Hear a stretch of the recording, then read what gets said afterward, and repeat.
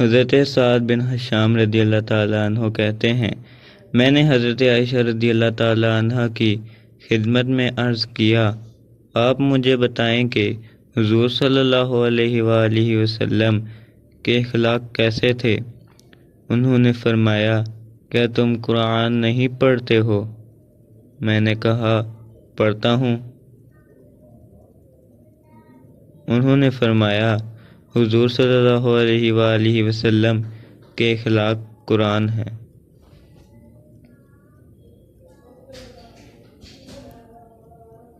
حضرت ابو الدرداء رضی اللہ تعالیٰ عنہ فرماتے ہیں کہ میں نے حضرت عائشہ رضی اللہ تعالیٰ عنہ سے حضور صلی اللہ علیہ وآلہ وسلم کے اخلاق کے بارے میں پوچھا تو انہوں نے ارشاد فرمایا، حضور صلی اللہ علیہ وآلہ وسلم کے اخلاق قرآن ہے۔ جہاں قرآن راضی ہوتا ہے وہاں حضور صلی اللہ علیہ وآلہ وسلم راضی ہوتے تھے، اور جہاں قرآن ناراض ہوتا ہے وہاں حضور صلی اللہ علیہ وآلہ وسلم ناراض ہوتے تھے۔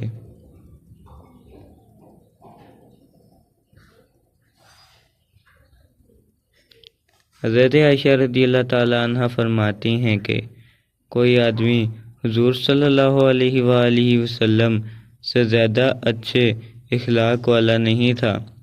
جب بھی آپ کا کوئی صحابی پکارتا یا گھر کا کوئی آدمی پکارتا تو آپ اس کے جواب میں لبیک کہتے۔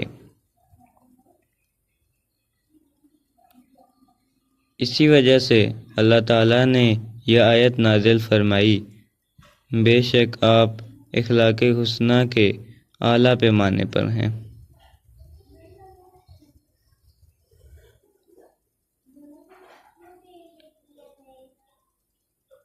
حضرت انس بن مالک رضی اللہ تعالیٰ عنہ فرماتے ہیں کہ حضور صلی اللہ علیہ وآلہ وسلم جب صبح کی نماز پڑھ لیتے تو مدینہ کے خادم اور باندیاں اپنے برتنوں میں پانی لے کر آتے۔ آپ کے پاس جو بھی برتن لایا جاتا آپ برکت کے لیے اپنا ہاتھ اس میں ڈال دیتے۔